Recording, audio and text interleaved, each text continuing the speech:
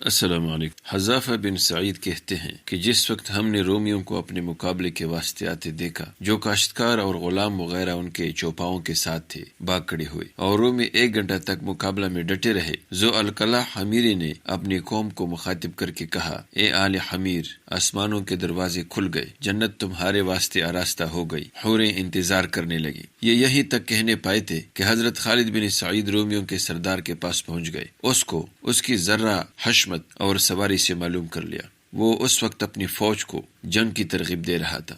آپ اس کی طرف بڑھے اور اس زور سے ڈانٹا کہ دشمن مرعوب ہو گیا۔ آپ نے کہا، میں نے سعید کا بدلہ لے لیا۔ یہ کہہ کر زور سے نیزہ مارا، جس کی وجہ سے وہ ایک لوہے کی دیوار کی طرح گر پڑا۔ حضرت خالد رضی اللہ کا کوئی سپاہی ایسا نہیں رہا جس نے ایک نہ ایک دشمن کو مارا نہ ہو۔ حذافہ بن سعید کہتے ہیں کہ ہم 320 کو قتل کر کے باقی شکست کھا کر بھاگے۔ مال و اسباب، خچر، تاتاری گھوڑے اور سامان رسد سب چھوڑ گئے۔ ہم نے خداوند تعالیٰ کے حکم سے سب پر قبضہ کیا۔ حضرت خالد رضی اللہ نے ان کاشتکاروں سے وعدہ پورا کر کے ان کو چھوڑ دیا۔ خالد اس مال غنیمت کو لے کر حضرت عمر بن عاص کے پاس لوٹ کر آئے۔ آپ کو ان کی سلامتی اور مسلمانوں کے صحیح و سالم لوٹنے اور مال غنیمت کے ملنے سے بہت زیادہ خوشی ہوئی۔ آپ نے ایک خط حضرت ابو عبیدہ رضی اللہ کو اس لڑائی کے متعلق اور ایک خط حضرت خلیفۃ المسلمین ابو بکر صدیق رضی اللہ کی خدمت میں فتح و نصرت بلکہ رومیوں کے تمام حالات جنگ مندرج کر کے عامر دوسی کے ہاتھ روانہ کیے۔ جس وقت عامر دوسی حضرت صدیق اکبر رضی اللہ کی خدمت اقدس میں پہنچے تو حضور خلیفۃ المسلمین نے وہ خط تمام مسلمانوں کو پڑھ کر سنایا۔ مسلمان بہت خوش ہوئے، فرتے خوشی سے تہلیل و تکبیر کی آواز گونج اٹھی۔ حضرت ابو بکر صدیق رضی اللہ نے حضرت ابو عبیدہ رضی اللہ کے متعلق دریافت کیا۔ عامر دوسی نے جواب دیا کہ وہ ابھی تک حدود شام میں پڑاؤ کیے ہوئے ہیں، اندر ملک میں اس وجہ سے داخل نہیں ہو سکے کہ انہوں نے سنا ہے کہ بادشاہ ہرقل نے اجنادین میں بے شمار لشکر جمع کیا ہے اور مسلمان اس سے خوفزدہ ہیں کہ کہیں ہم پر دشمن غالب نہ ہو جائے۔ یہ سن کر آپ سمجھ گئے کہ ابو عبیدہ کمزور اور نازک طبیعت کے آدمی ہیں، رومیوں کے ساتھ مقابلے کی صلاحیت و ہمت نہیں رکھتے، لہٰذا ان کی جگہ حضرت خالد بن ولید المخزومی رضی اللہ کو مقرر کر دینا چاہیے۔ آپ نے اس کے متعلق مسلمانوں سے مشورہ کیا، سب نے جواب دیا کہ واقعی